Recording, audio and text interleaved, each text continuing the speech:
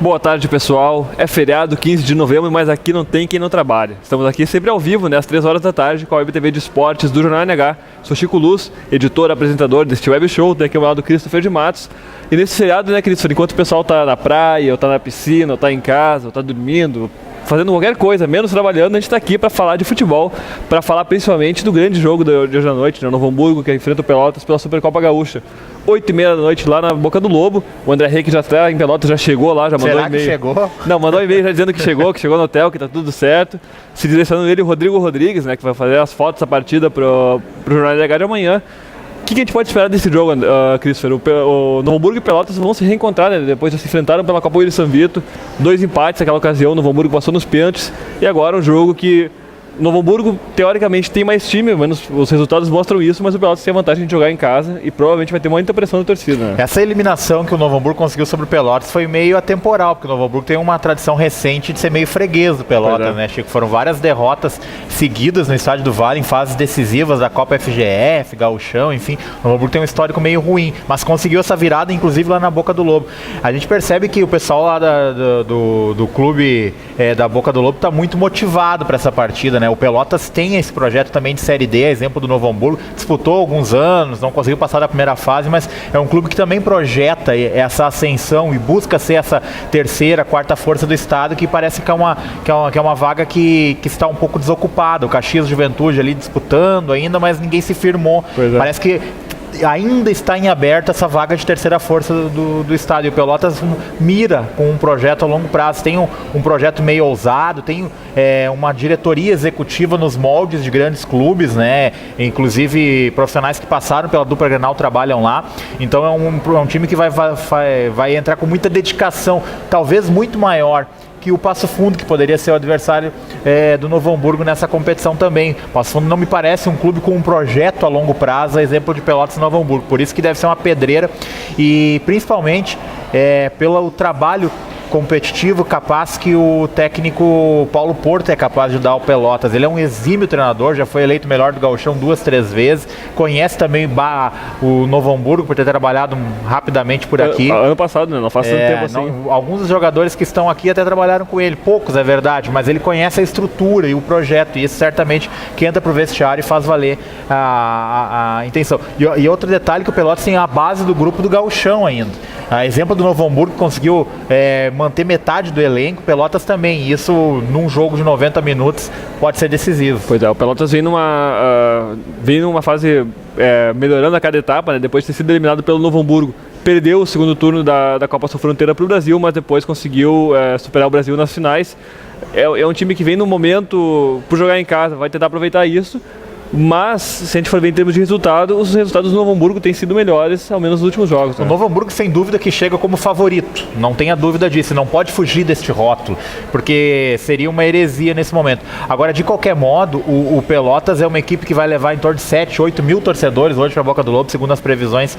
E a gente conversava ontem com os colegas lá do Diário Popular, que é o jornal parceiro do NH lá na Zona Sul. A gente sempre, né, Chico, troca informações. O pessoal acredita em 8 mil torcedores hoje. É feriado, tem muita gente que tá de folga por lá, então é uma situação que deve ser ainda mais de pressão.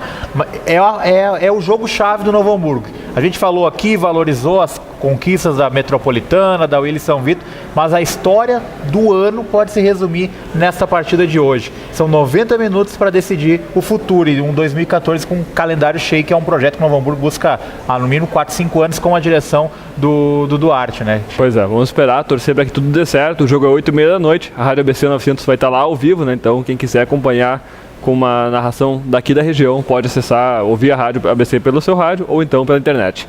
A gente teve também ontem, né, Christopher, mais um jogo do Inter em que não se tem quase nada para dizer. O que você vai falar de uma derrota, mais uma derrota do Inter fora de casa?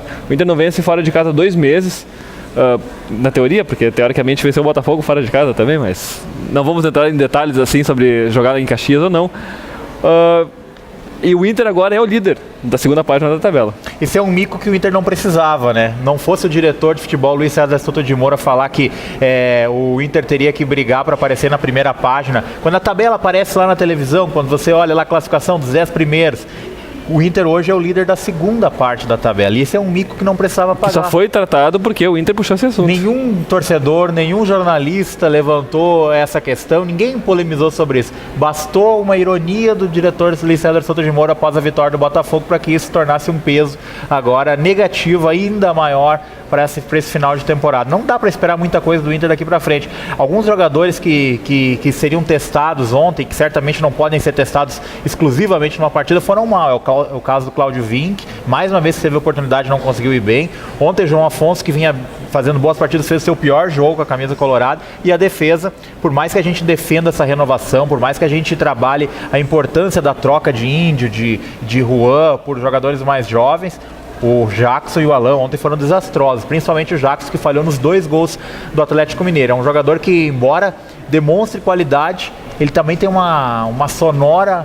É muito afoito, né? É um azar, é uma necessidade, uma vontade de resolver logo, e às vezes a gente tem que esperar um pouquinho mais, tem que ter um pouquinho mais de calma, e esses lances individuais dele acabam comprometendo, quem sabe, a carreira do garoto pro ano que vem, né? Isso é parte também, acho, do fato dele ser ainda ser um garoto, né? Também não ter a experiência que precisa para daqui a pouco assumir a posição do Inter, mas isso também é resultado do Inter.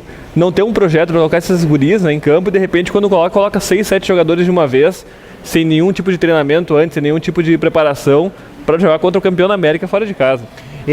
Talvez eles possam ser perdoados por essas circunstâncias. Agora, a maior dificuldade é entender, por exemplo, o Rafael Moura. A gente conversava fora do ar.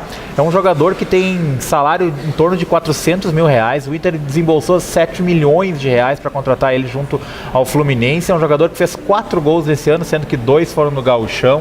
Ou seja, um jogador que não contribui em nada para o Inter, e aí segue com desculpas, que está trabalhando bem, que treina bem. O Klemer defende ele nas entrevistas, mas não dá para fazer isso, né, Chico? Ele, R$400 mil para as atuações que ele tem tido, para chegar na cara do goleiro e não saber deslocar o goleiro, o reserva do Atlético Mineiro, é muito pouco. Teve mais uma chance de gol ontem. Isso que ele tem o apelido de He-Man, mas se fosse o Gorpo, né? Imagina a situação que seria mais complicada. Mas de qualquer forma, é um jogador que deve encabeçar essa lista que o Inter tem de renovação 2014. 9 milhões de reais por mês de folha salarial para estar na segunda tabela do Campeonato Brasileiro é muito pouco. É muito pouco. A gente tem também alguma coisa sobre o Grêmio que vale destaque. O Grêmio está se preparando para jogar agora contra o Flamengo na Arena, né? Vai ter o segundo jogo seguido em casa. Então o Tricolor tentar aproveitar essa chance aí, como a gente sempre vem falando, com uma tabela, a reta final de Brasileirão, a tabela é bastante benéfica ao Tricolor. O Grêmio que pega um Flamengo interessado só na Copa do Brasil. O Flamengo deve ser time misto já, a informação de hoje do Rio de Janeiro.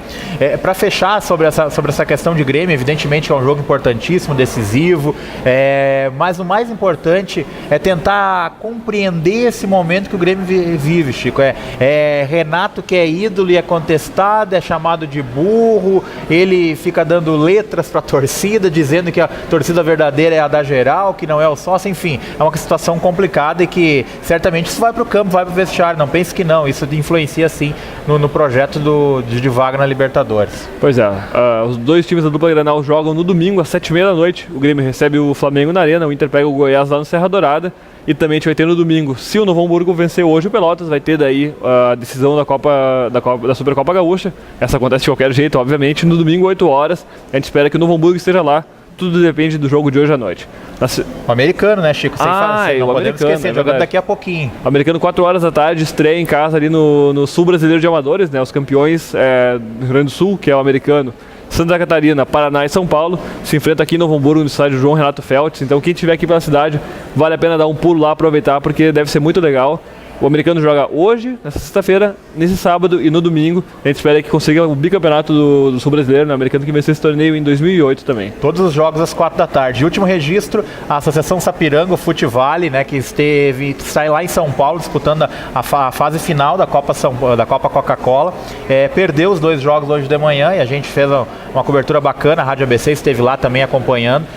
Perdeu os 2 jogos por 3-1 para o Estácio de Fortaleza e para o Nova Esperança de Volta Redonda, mas de qualquer forma fica o registro, os guris de Sapiranga, que foram os campeões gaúchos da etapa e agora não conseguiram repetir o ano passado, mas de qualquer forma fica o registro pelo bom trabalho realizado. Não, chegaram longe, merecem os parabéns. A gente volta na segunda-feira para falar sobre tudo o que aconteceu nesse final de semana, esperando que a gente possa falar sobre uma vitória anelada na Supercopa Gaúcha e confirmar essa vaga na Série D.